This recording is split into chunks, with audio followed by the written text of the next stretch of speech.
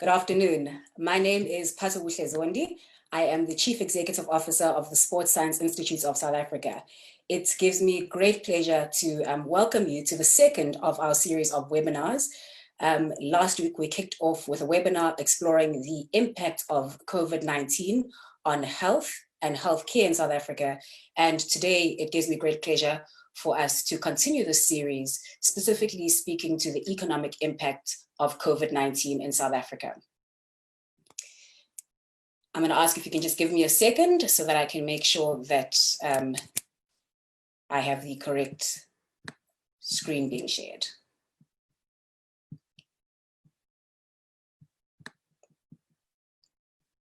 All right.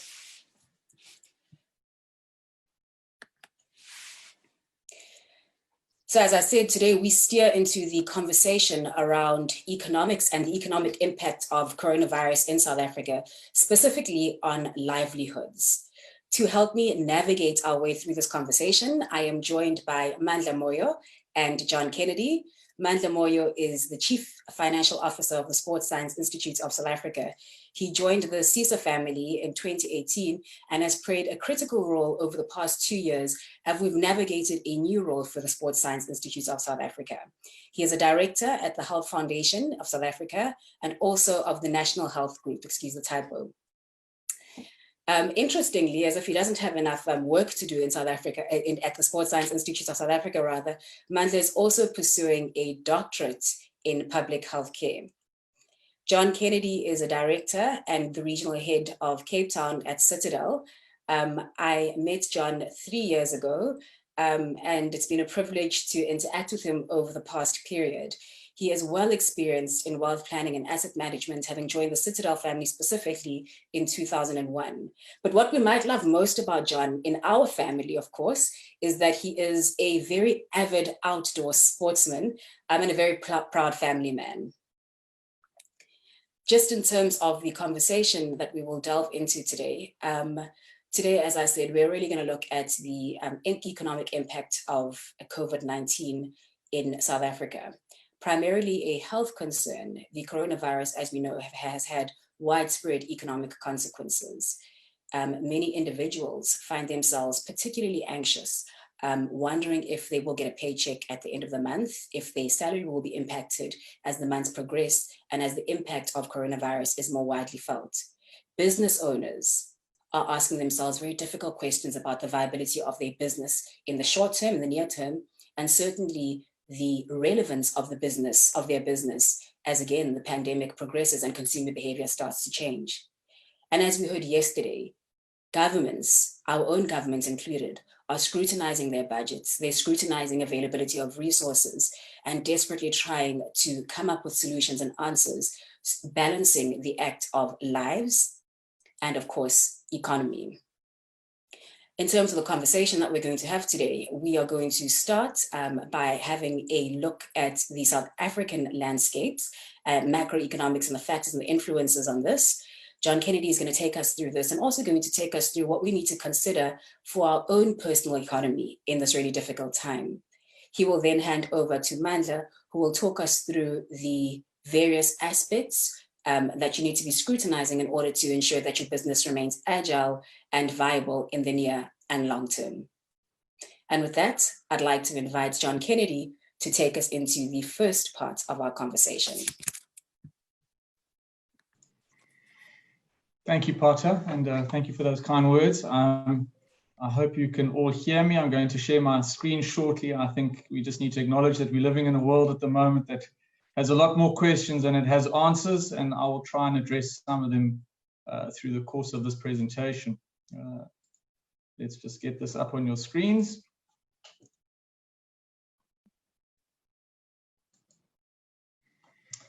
And Mandla, I'm looking at you. Can you give me a thumbs up if you can see that clearly? You can. Fantastic. I have no doubt that all of you that were in the back end of 2019, wherever you were leading into New Year's Eve, were sitting there, hopefully with your families and friends, having a gin and tonic or any other beverage, reflecting on a year of 2019 and thinking probably not a bad year and looking very much forward to 2020. And sitting here now wondering what happened. How on earth did we end up in this point? And, what on earth is going on. And I'm sure you're all avid readers, and you probably have a lot more insight into the medical side than I certainly do. But there is a saying that there are decades when pretty much very little happens, and then there are weeks when decades happen. And I think the last couple of weeks speak to massive change. And the question, I suppose, on many of our sort of lips is that, is this world version 2? You know, are we moving into completely uncharted territory in new times, and there is no playbook to fall back on? Because not long ago, a virus entered our lives, a virus that's something that doesn't recognize borders, trade tariffs, doesn't listen to any president telling it what to do, and moves very quickly across the world and exposes all of our vulnerabilities, and probably more so shows us how integrated we are. And so there's a world that was 2019 and before, which was version sort of before Corona, version BC, and now there's version AC after Corona, and right now we are DC, we're in Corona. And so many of these pictures are familiar to all of you. We were not long ago told that we're now in lockdown. We saw people movements stop abruptly. We saw business movements stop abruptly. We were taught about social distancing all of a sudden. We were taught that sport would disappear. I never in my wildest dreams thought that I would tune into channel 201 on DSTV to try and see what was on sport on Wednesday evening, to have Rocky 3 as the main headline, main item at 8:30 on Wednesday. I just never thought that was possible. But the world is changing, and I'm going to try and interpret a little bit of that by focusing on 3 things. I'm going to take you through the global economy and what's going on. I'm then going to talk to what's going on in South Africa on the economic front, and then I want to talk about your personal economics. And the global economy, I think we just need to acknowledge at the moment that things are so fluid at the moment that the data almost becomes irrelevant as we move on. And so a lot of the data is last year's data, which still has last year in it, and we have 1 or 2 months of the virus impact in it. And so this is very, very fluid. And I'm not going to spend too much time on each graph. I'm just going to show you what each of the sort of different sectors of the world's economy are talking to at the moment. And none of it should be new to you. None of it should seem sort of strange. When we talk about the world, when we look at the globe, it's very important that we just step back just slightly and just remind ourselves what makes up the world and where we should focus our attention to understand where the direction of the global economy may or may not go. In front of you is a ball that represents the Earth, broken up into its different regions, and each region's share of gross domestic product is printed there both as an absolute number in dollars and as a percentage. And if you look at this sort of, if my arrow is showing here, America makes up 24% of the world, China makes up 16% of the world. So between 2 countries, 40% of world gross domestic product is made up. And so it's always important to understand, when we go back to 2018 and 2019, why a trade war between Trump and China was so important, because whatever happened there had a huge residual impact on the rest of the world. And so whatever is happening in those economies currently has a huge impact on the rest of us. Europe makes up a sizable chunk, but is very fragmented across different countries. There you can see the UK makes up 3% of the world, Germany makes up 4%, Japan makes up 5%. And there we are, we're on the ball, we are represented. South Africa makes up just under 0.5% of the world's gross domestic product. So let's start at America. What are American charts telling us at the moment? You know there's been a supply side shock. You know that business has pretty much been shut down across the board, or at least if not shut down, severely disrupted. And the manufacturing index, the Dallas Fed manufacturing index, is showing us a significant plummet in manufacturing over the course of the recent past.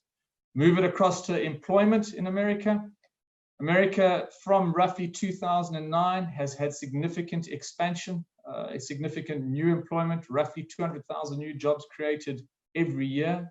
This blue line represents unemployment in America. It peaked at 10% in the Great Recession, and now we're seeing it move down to 3.5% until the recent past. The amount of jobless claims in America are unprecedented, and we're seeing the sharp movement up in US unemployment picking up. Shift one step further, what's happening to American companies? You can see that economic expectations, the outlook for the next 6 months, is very negative. That feeds through into earnings, into corporate earnings. If it feeds through into corporate earnings, it feeds through into stock markets. And if anybody's trying to understand why stock markets have come off so significantly in the recent past, between pretty much Valentine's Day, 14 Feb, up until a bottom around the 24th of March, is that when the unknown and so much is uncertain about how much profit could be lost in the current environment, markets react strongly. And if markets react strongly on the downside, people feel poorer in their investments. If they feel poorer in their investments, they spend a lot less. That's all feeding through as we speak. If you look across the pond to the United Kingdom and you ask your average Brit what their view is on the outlook for their economy, it's severely down. And if you ask them about their personal finances, you'll see both of these metrics tell them that their financial situation is a lot more gloomy and their view of the economy is a lot more gloomy. This on top of all the other concerns that they had running up to Brexit and into the negotiations that are still taking place this year. If you look at Europe, move one step further east, you see similar points, sentiment down, big economic impact on sentiment, and these gray bars signal recessions. I'm going to talk to recessions just now, but historically this gray bar represents past recessions over the course of the last 20 years. And you can see when this green line shifts down sharply, a recession seemingly looks like it's around the corner. Talk to global trade down. Should make sense. Volumes are down. You can see by this little circle here that volumes are down. Trade growth has turned negative and expect that to continue at a rapid rate. This is nothing new. We should expect all of this as the world has pretty much gone into lockdown in the recent past. China has an amazing ability to publish their numbers very shortly after a quarter end. They published a number which showed that their economy contracted 6.8%. annualized in Q1 of 2020. Why is it important? Well, China was where the epicenter of the virus started and was the first country and city in Wuhan to react to lockdown and put measures in place to stem it. If this is indicative of what happened in China, one should sort of extrapolate this across the world to varying degrees and say one should expect recession to kick in across the world. There has been some rebound in certain stats and indices coming out of China as the lockdowns have sort of been eased, and you've seen a recovery, but you only have to look at retail sales in China. Chinese people and retail sales in the 12-month movement year-on-year percentage, and you can see it's dramatically down, indicative of a consumer who's probably holding back on a lot of the spending that they would have done in a normal environment. The question that we've been asking for quite some time from a global point of view is the world's been expanding since 2009. The world recovered strongly, in particular led by America, through 2009 all the way into 2019. And a question that we asked ourselves was, how long would this recovery go on for, and whether one would expect a recession at any point in time. And so you might have read in numerous pieces over the course of the last couple of months of 2019 of, would the world see a recession? Well, I can categorically state that any doubt in your mind, the world will see a recession. If it's not now, it will be during the course of this year. And all the characteristics of a recession are what you see in yellow. Confidence drops, economic activity slows, GDP contracts, unemployment increases, wages freeze, certainly in real terms, cash flow gets squeezed, credit tightens.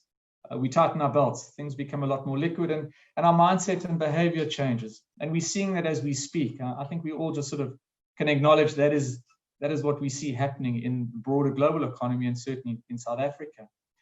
And so let's talk to South Africa. And may I just pause for 1 second and say that how grateful I am personally, and I'm sure many of you are, to have Cyril Ramaphosa at the helm.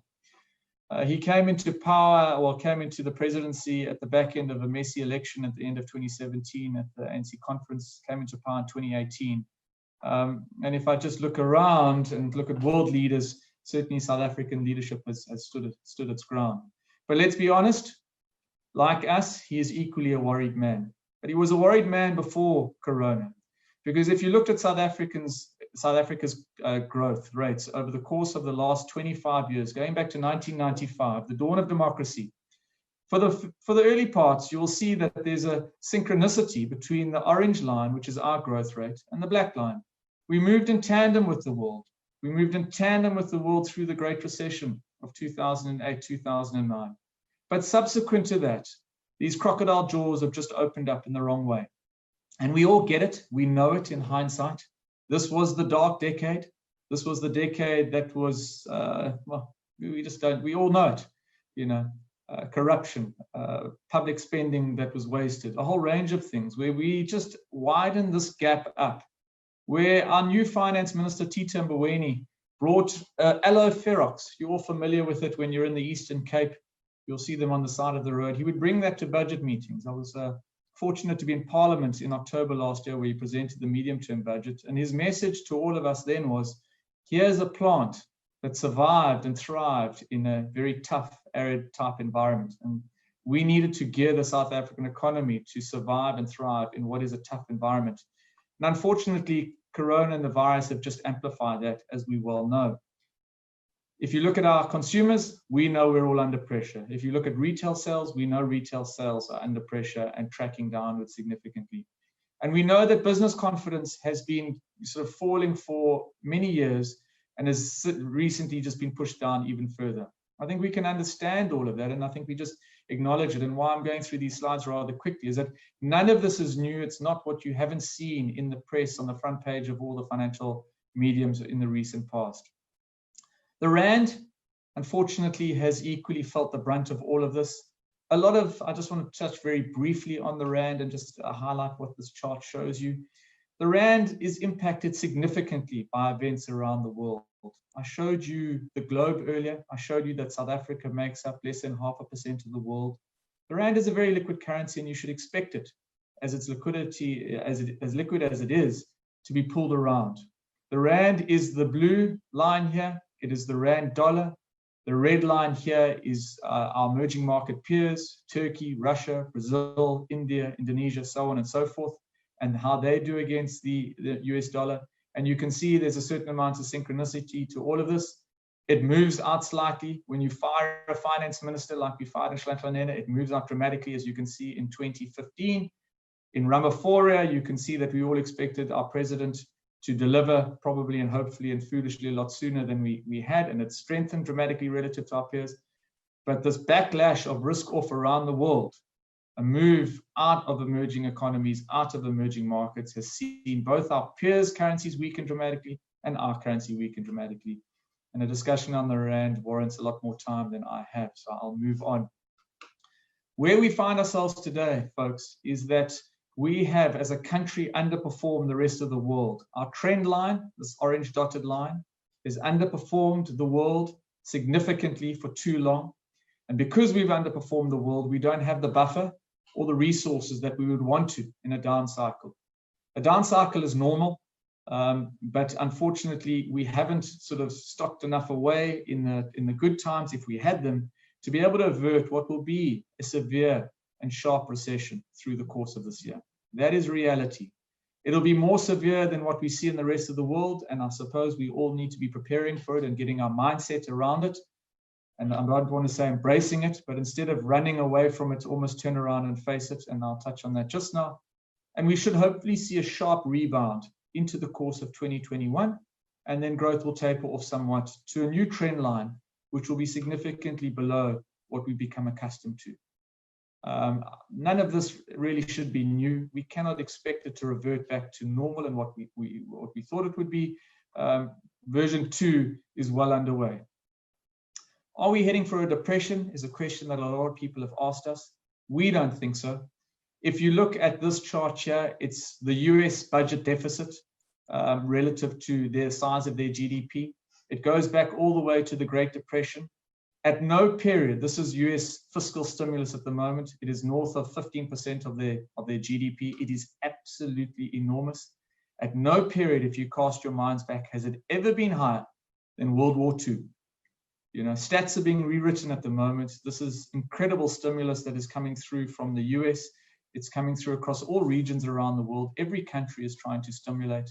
Every reserve bank is dropping interest rates. Our own reserve bank have dropped interest rates 2% this year, and we should possibly expect some more if inflation remains subdued. The monetary authorities and the fiscal authorities are doing everything they can to avoid a crisis. And what caused the Great Depression of the 1930s was a form of austerity. And if you look at the stimulus that has come through here, we don't expect it.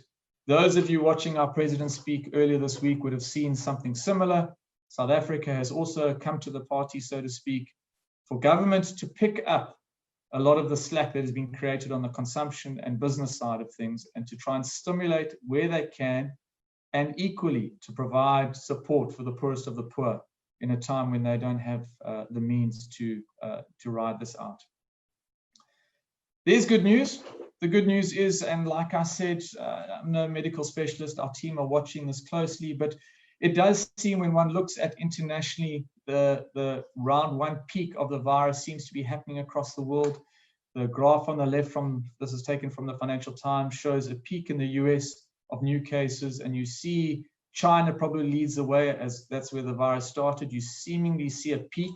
There are obviously phase 2, round 2 risks, but at the same token, you see the same in the death toll, seemingly looks like it's peaking. And if you look at South African stats, same flattening of the curve now. Looks like it's I don't want to say under control, but round 1 seemingly has worked. And that's why when we turned on our telly last night and waited for our president, we were all anxiously waiting for what does it mean, not just for lives, but for livelihoods. What decisions would government take to allow us to return to some form of economic activity in what is now seen as a risk-adjusted manner in the course of from next week, 1 May onwards. And so that must give us some hope for the economy to start to sort of grind its way through. It's all well and good for me to talk about the world and what's happening on the global side. What I do need to do is talk about our own personal economics. We as human beings seemingly onboard a lot of anxiety that doesn't necessarily always have impact to us. We allow the noise in the news to distract us. And you know, what we always say to people is focus on your own personal economics. Make it personal and focus on the elements that you can control. And so one of the parts is always to try and get into people's psyche is to expect the unexpected. And we know that that's trite. We know that that doesn't seem, in current times, that's not all that novel. But the truth is the future always does surprise us. It is always murky. There are always events, whether they are macro events or micro events across political, environment, social, and economic. You know, I just went back to find a couple of surprises of things that one didn't anticipate or expect. And it had an impact in a different way on different people. And this is always around each of our corners. There's always something that causes us to worry or disrupt us. Us in Cape Town faced day 0 not that long ago, which was a significant potential environment crisis. But if you look across the board, there are crises across businesses, across environmental, across social impacts and politics. This will be an evergreen, that the unexpected will find its way into all of our lives. And so when they do happen, how do we react? Do they distract us? Do they disrupt us? Or do they potentially destroy us? And that answer is different for each and every individual when the question is asked, because whilst you can never predict what's around the corner, you most certainly can prepare. And so our version of preparation is always to say to people, rather than living by default, rather than drifting, live by design. And for design, when we say live by design, we look at a very, very simple framework, which just segments how we allocate our energies and our times, and what hats we wear, acknowledges the hats that we wear, and tries to get people to answer the questions: am I thinking about this as a business operator? Am I thinking about this in terms of my family and the life that I lead? Am I thinking about this as an investor? Is this disrupting me? Is it distracting me? Or is it potentially destroying me? And if you're fortunate enough, what you should also be thinking about is if you're in the position of having enough or wanting to leave some form of legacy, there is something greater than yourself and paying it forward. And I'll probably touch on that a bit later. There are rules to each, and I don't have the chance to go through each of these rules, and we'll send this out potentially as a slide pack. Pata, you and your team can send it out afterwards. But there are rules to being a successful business operator. And there's rules to hopefully leading a sustainable lifestyle. And there's rules to being a successful investor. And in our experience, a successful business operator, a successful employee in business, we all have the chance, hopefully, to pick a lane or a lead domino that allows us to just concentrate our attention and our resources and make the sacrifices that we need to over a long period of time, where ultimately wealth gets created. And in our families and our lifestyles, never more have I ever seen the fragility of families or health than in the current environment, but historically. It is truly our health and our families that really make us fragile. And when I make the point there that your body has capacity to 95, we've always tried to get people to stretch their minds, to think beyond just 2020 or 2021, but to think into the 2030s and to the 2040s, where the probability is we'll all live there. And the side of the balance sheet that are assets there, to just see them as enjoyment assets and not to have them overgeared, and understand that inevitably they consume our money and they depreciate. And if we're successful investors, we will understand that we should be thinking globally, but live locally and look to secure cash flows and to eliminate gearing and keep it simple.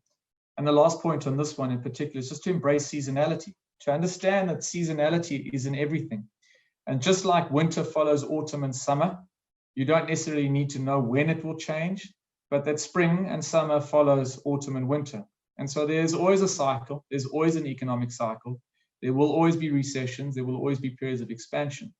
But from time to time, what ends up happening, as the great philosopher Mike Tyson teaches us, and I'm going to use a few sporting analogies given the audience and the platform that I'm using. The great philosopher Mike Tyson tells us every now and again that we all have a plan until we get punched in the mouth. And it's true. And let's face it, at the moment, we can live by design, we can look at our personal economics, but we're all getting punched in the mouth. And I wasn't sure how to react and how to answer that. But the best way is probably to just remind you what happened in Wimbledon semi-final 2018. Our very own Kevin Anderson was playing against a giant in John Isner, 6'10", with a booming serve. One of the longest semi-finals and matches in tennis history. And they went deep into the fifth set. The games were 24-all. Isner was serving. Anderson was going through a bit of a tough patch. He was exhausted. And then this happened.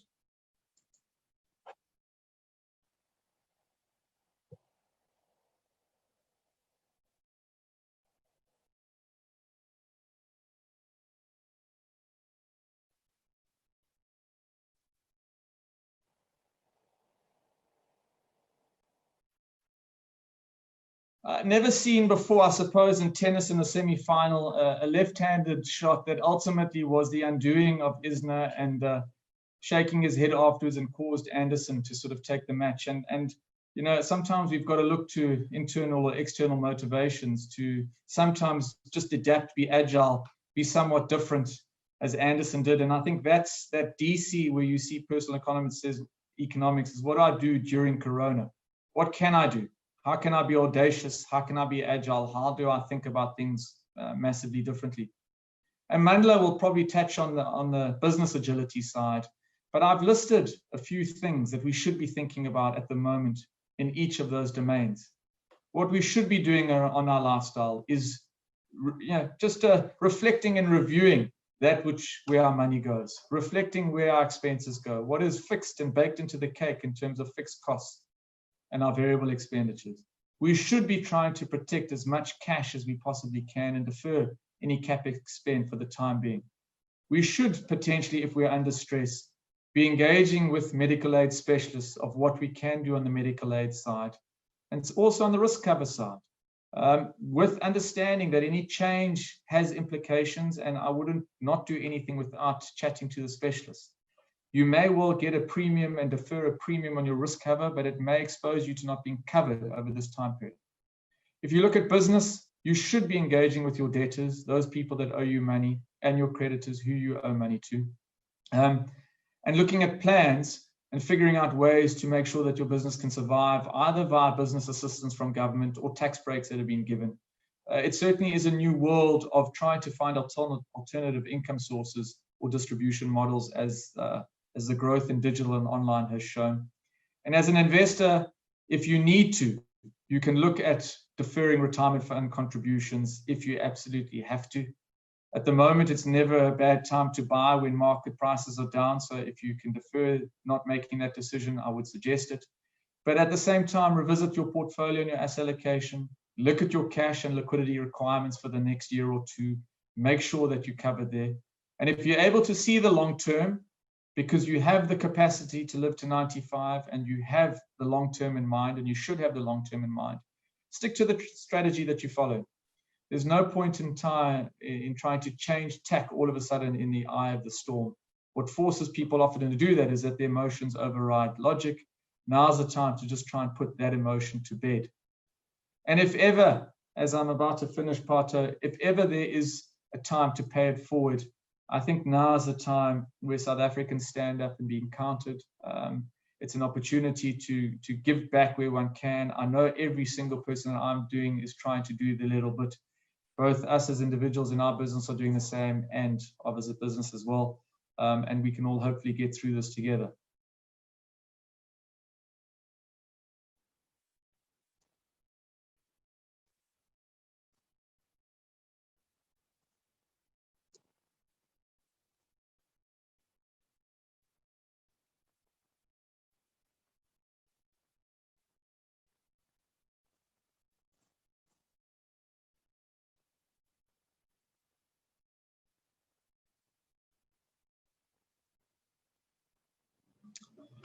So I wish you all well. I'll take your questions a little bit later. And while you can stay home until 1 May, and if you have the opportunity then to get back into the economy, I wish you well. And thank you very much. I'm going to hand over to Mandla now, stop sharing, and hand over to you, Mandla.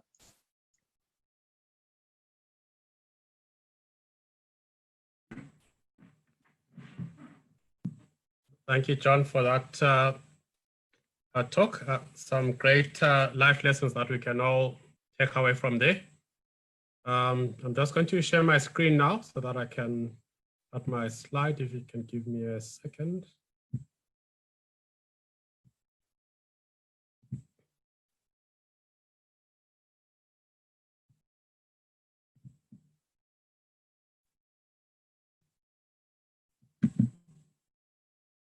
Right, so I'm going to talk about 4 things.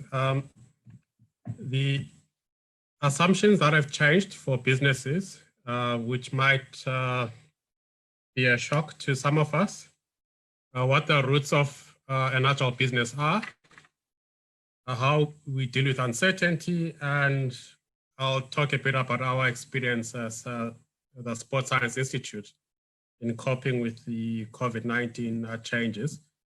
I'm not going to talk about the tax breaks that have been mentioned by the president or the various business assistance programs. I think there's enough material on that on the web for those who need information there.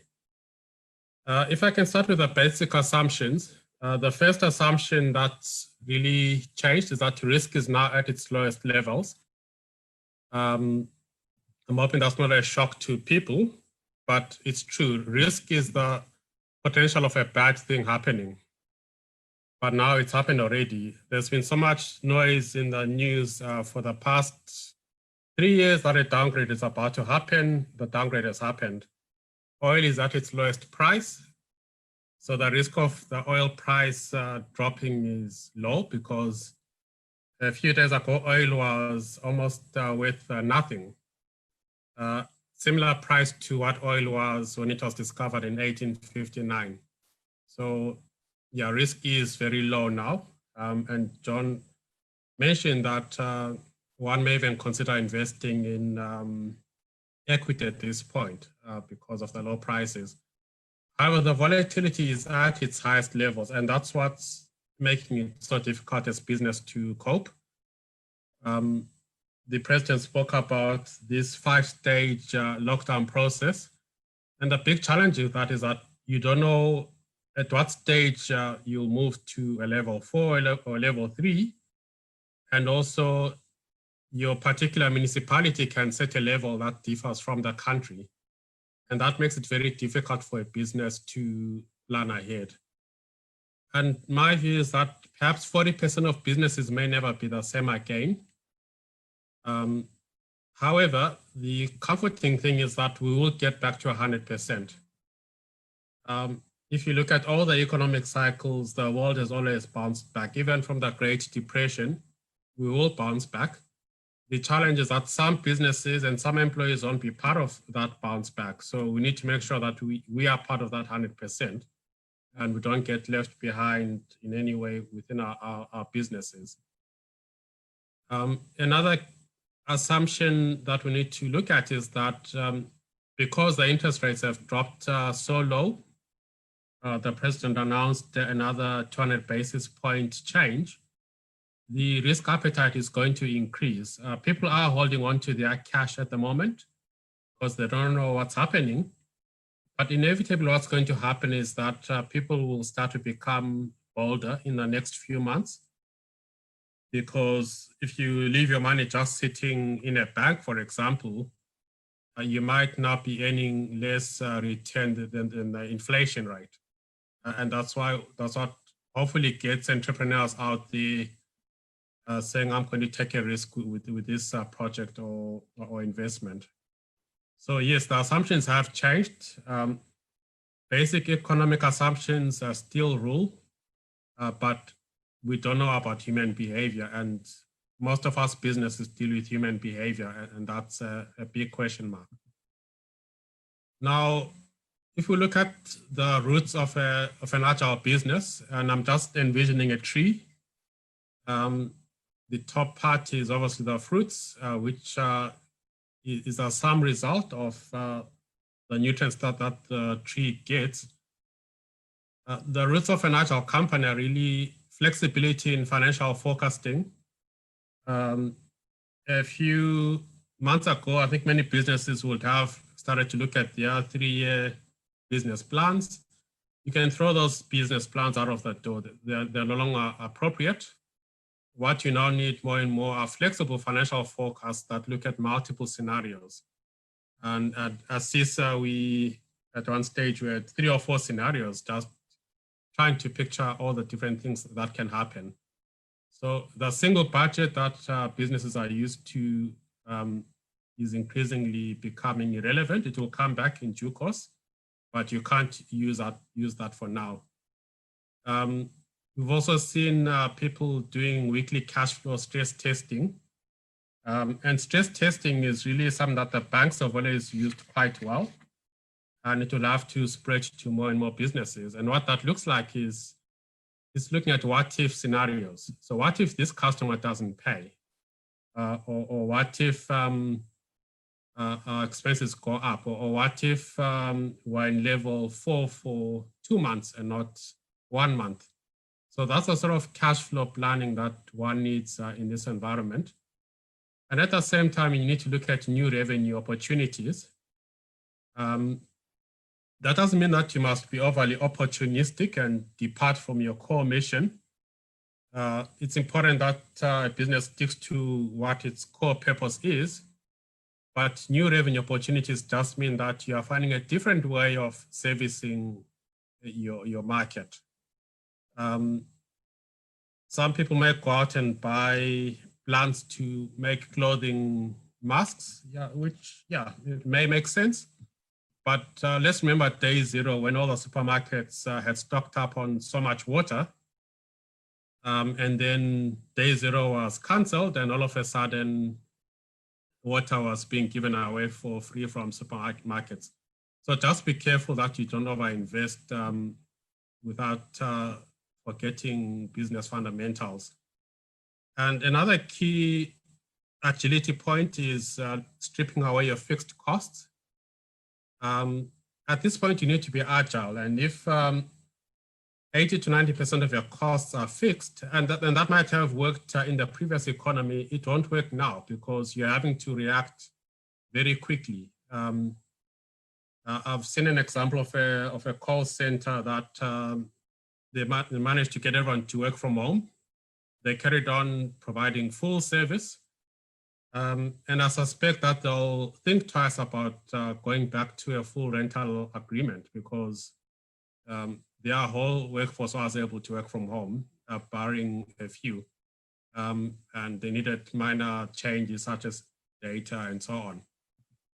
The fruits of an agile company are really societal benefits. We can protect and maintain livelihoods. If you're running a business, you need to see yourself as the captain of a ship. Your role is to keep that ship upright. Sometimes the changes that you need to make to that ship may affect some employees, but the key is to preserve that ship at all costs, because that way you can preserve the majority where possible. And being agile means you can serve customers according to their new needs, and you can contribute to society. So what's happened with all the funds that are out there, there's a new social compact where hopefully paying tax will be seen more as helping a fellow member of society, as opposed to money which is going to a black hole. One aspect that I want to touch a bit deeper on is how we work in a complex adaptive system. Now, a complex adaptive system is a system which means that you can't always predict what's going to happen. So I used the oil price example. What happened with oil was that at some point, because many economies have shut down, there wasn't enough storage space to store all the oil that was being produced. Now, that's the symptom of a complex adaptive system. No one could work out how much oil capacity was required to store the oil, because I don't think people needed to track that. Oil was being consumed as it was produced. And the challenges of such a system is that we don't know what feedback loops are going to be tipped over because of what's happened. When entire industries are shut down for 2 months, perhaps in the government's mind, they'll get to August and say you can now resume. But the challenge is that those businesses might have moved on. Their shareholders might have made other changes. The retailers might have decided to use their capacity in another way. And that's the beauty of human thinking. We always find ways to adapt. But that means that it becomes unpredictable for others in terms of understanding what may or may not happen. So there will be unpredictable and unintended consequences. Just because, for example, one is in a bank and you can trade fully, it's difficult to predict at what stage your major banking customers will stop doing business. And I'm just giving that as one example. So that means we need to live with the uncertainty. We can't make any assumptions, irrespective of where we are in the economy. And we just need to watch very closely to see what those developments are. In a complex system, it's important to allow solutions to emerge. More importantly than ever, we shouldn't be dictating to our customers what they need. We need to be listening a lot more. We need a very customer-centric approach to what we do. Yes, we had a bouquet of services that service those customers for years. And in CISA's example, our services have been very stable. They've had an active market. But now we're being forced more and more to look at what our customers' needs are, especially if I look at the different stages of the lockdown that are coming up. I just want to finish off by talking about how CISA is adapting and how we're applying these lessons that everyone is similarly applying. We don't profess to be experts. I looked back at my years of training and I couldn't find any course or module which covered any epidemic or anything like this. So for me personally, I'm learning as I go. There may well be experts that lived during the Great Depression and that have lessons, but yeah, a lot of this is new for us. As CISA, we've been looking at the market for pure digital services for fitness. And many of our members will have started making use of those applications, the online classes delivered through Zoom, Facebook, WhatsApp, and we've been having to adapt based on what our members can and cannot access. But we also are aware that there is a market for members who need to be assisted in new ways for old needs. And that's something that we're looking at very closely, especially as I saw with the president's announcement yesterday that people can now walk walk, run, and cycle. I think, yeah, walk, run, and cycle. We'll need to see what that means. And once we know what that means, we can find a way of assisting our members as we go through the different stages. We know that people have been locked down for a month, at least.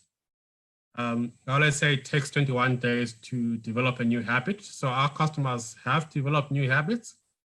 We need to understand what those habits are, and we need to then adapt to those habits. And some of those habits may be permanently different from the old habits. We've placed more focus on online methods like online education. We had 2 full classes who were doing certificates and diplomas prior to the lockdown. And within a few days, we were able to switch them to distance learning. And what we're doing now is to see how we can take our new models to corporates as well, which we are currently launching. In this COVID dilemma, it's more important than always to partner with employees, customers, and our boards to find solutions together. Previously, boards could just meet on a quarterly basis. We're at a stage where we provide updates to our board on a weekly basis. And I think it's the same for many companies. You can't plan that long term. And it's important that together with your management and your board, you're updating your forecast on a weekly basis, you're testing your scenarios, you're challenging your cost management. And after you challenge your cost management, you challenge your costs again, just to make sure that you've left nothing behind. And the scary part is that you still have to make decisions that factor the uncertainty. You may have to make decisions with incomplete information, but often that's better than not making any decision at all. Yeah, so in summary, that's our learnings in terms of how one can become more agile in this environment. It can be a very stressful time for everyone. I was just saying to Pato that I feel like we've had to work even harder during this period than before. And it's part of the lesson of remote work. But yeah, we're still here. We find ways to adapt, and we hope to carry on that journey with all of you that are on this call today. On that note, I'll hand back to Pato to carry on. Thank you very much, Amanda and John. Some really valuable insights from both of you, and thank you for sharing your experience. At this point, I'd like to invite our participants to ask questions to any of the panelists. If you are joining us from Zoom, if you look at the bottom, you'll see a chat icon. And in this chat icon, you can type in your questions and we'll be able to address them. If you're joining us from Facebook, then you can just type in your questions there and we will get those directed to ourselves and our panelists will address those questions. Yesterday, the World Health Organization commended South Africa for acting swiftly and following scientific evidence to contain the virus. However, while a national lockdown is probably the most effective means to contain the spread of coronavirus, we know that the economic repercussions are such that it cannot be sustained indefinitely in our country. Government has confirmed, as John and both Mandla said, that from 1 May, we are going to begin a gradual and phased recovery of economic activity. And in this way, it's hoped that, yes, we will be able to save both lives and livelihoods. I'm going to kick off some questions and perhaps start with you, John. A question that has come up before during this period. Many banks and even financial advisors have offered clients, for instance, deferred payments or payment holidays on things like home loans, retirement annuity, and such. Do you have any specific advice in this regard? And I do understand that some of these are very personal, looking at the entire sort of dynamics of a person's portfolio, but any specific advice on this? Yeah, I think just with the caveat that I think it's relevant to each person. So, my strong advice to all of us is to use a bit of time that you have at hand now to pull up your bank statements and go through each and every expenditure item, that which is sort of the normal consumption, that which is debit orders, fixed costs and the like, and just to reassess and to see where one can cut or defer payments. So if you're talking about bank payments and bank loans, never more so than ever time in history have banks been amenable to some kind of deferred plan where it is on the capital repayments or the interest repayments. And now's the time to engage with them proactively as opposed to reactively. And the same thing with a lot of other sort of suppliers or your creditors. Is what you have to do is you've got to be proactive in this environment. You cannot wait to month end and then react, or wait until you get a sort of a letter or an email. When I made reference to medical aid adjustments or retirement funding adjustments or risk cover adjustments, one's got to be very careful, because at the moment everyone's saying, well, you can do this, you can defer a premium, you can do, there are consequences to it. In many cases, if you defer paying your life policy premiums, you may not be covered over this time period. Now, you know the risk that runs there. In the same vein on medical savings or medical premiums as well. So all I would suggest as a sort of a broad strategy, and I'm talking about sort of our lifestyle expenditure, the money that we spend to live on a day-to-day basis at home, engage, well, assess your set of financials, go through your expenditure and engage with the parties where you need to, where you want to make cuts or trims or defer payments to get yourself in a position to ride this out. The last point that I want to make just on that score, Pato, is that this is not something that's going to disappear in the next month or two or three and everything's going to be, okay. One's got to be making some bold decisions now to see ourselves through the year that is 2020. So think with a slightly longer mindset than what would normally be the case. Thank you for that, John. A comment from one of the participants, just to confirm to everyone that these slides will be made available. So we should have your email addresses. And if we don't, if you can send an email to info@cisa.com and request these slides, we will make sure that we send them to you. A question from Terry Strong to all of the panelists, and perhaps I'll start with you, Mandla.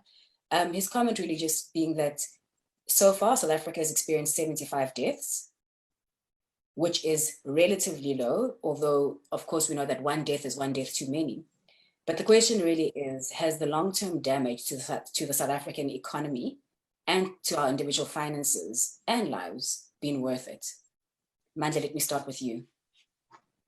Yeah, thanks, Pato. I think that's such a difficult question, and I'm just happy I'm not the South African president. We have made that call. So in healthcare, there's a measure called quality adjusted life years that's normally used to see whether an intervention is worth it. And basically it looks at the economic impact of an intervention and the number of life years that are added or subtracted to an individual because of that intervention. And this is economic years. At the moment, the stats will show that the suffering that we've had collectively is a lot greater than the consequences that Terry is mentioning, the 75 deaths. The big challenge though is that there is an unknown. We don't know how worse this can get. There's still a lot of untested assumptions in terms of would COVID-19 really spread drastically within communities? I don't think we've seen that yet, and we don't know yet if we released the lockdown, whether we'd have that dramatic spread that could lead to millions of lives. So all I can say is that it's an unknown. The government, obviously, their risk appetite was that they'd rather not lose any lives. Lives will be lost in terms of the other effects. People who are probably depressed from lockdown, people who've lost jobs, people who go hungry. And hopefully we can get more statistics about all those other impacts so that one can compare the different lives lost or preserved. Thank you, Mandla. John, there is a second question for you, but do you have anything to add or expand to Mandla's insights there? No, maybe just one or two things. I mean, I think the problem that this is, it's an enemy that we all acknowledge, but we can't see it. And what we equally don't fully understand is the word exponential. And when you look at the trajectory of infections and how exponential it can become, is that you're continuously weighing up the financial cost versus human cost. And I'm at this stage, we will see in time what the right decisions were or not. But at the moment, I think what we've just got to acknowledge, we've got to do as much as possible as we can to save lives, but not too much to destroy the economy. And it's this balancing act. And I've thought to myself when I was reading the levels of 1 to 5, the world that we're going into now is not the load shedding. We all know when they say level 1, 2, 3, all the way on load shedding, we're going to get level 1, 2, 3, 4, 5, 6, or 5 rather, to adapt to save as many lives as we can, but also save livelihoods at the same time. Thank you, John. A last question and final question. I'm mindful of the time. Perhaps you, John, would now be a good time for offshore investments? Okay. Can I? Okay. There are a couple of things that we need to think about here. It's not a simple, short answer, but I'm going to give a few things you've got to be very careful about. One of the things is the currency has blown out dramatically. So if you are considering moving rands to dollars or pounds or euros to a foreign currency, you're buying at a rate where the rand has experienced some significant weakness in the short term. I would expect to see some rand strength in time to come as things settle down. That doesn't take us away from the fact that we've been recently downgraded. The South African economy is going into recession, but I think the risk off across the emerging world has been quite dramatic, and we've seen it in the rand. The market bottomed out in March, 24th of March of this year. So it was a significant plummet, unprecedented, from Valentine's Day to roughly around 24 March, where the markets across the world lost anywhere between 30 and 40% in hard currency, dollar, pounds. I'm talking stock markets, equities, and listed property. We've seen a bit of a relief bounce since then. So we've seen the market come back quite strongly in the month of April. And the question that is unknown to all of us, and this is the difficulty, is that we know that activity has been lost. We know that economic activity has been lost. We just don't know how much has been lost and whether we could recover some of that lost activity. I.e., when we all go back to business, can we make up lost sales that we haven't had? And so our view is at a team at the moment is that this market has rebounded probably a little bit too much and is now neutral in terms of where we are in the world situation. And so I wouldn't be overly aggressive. I would look at my long-term strategy. I would try and understand what my long-term strategy is. I would make sure that my short-term liquidity is covered and that I'm not taking any unnecessary risks. And then I would look to phase capital in to the right investments with the right time frame, without trying to call a bottom, a top, the next 6 months, 12 months.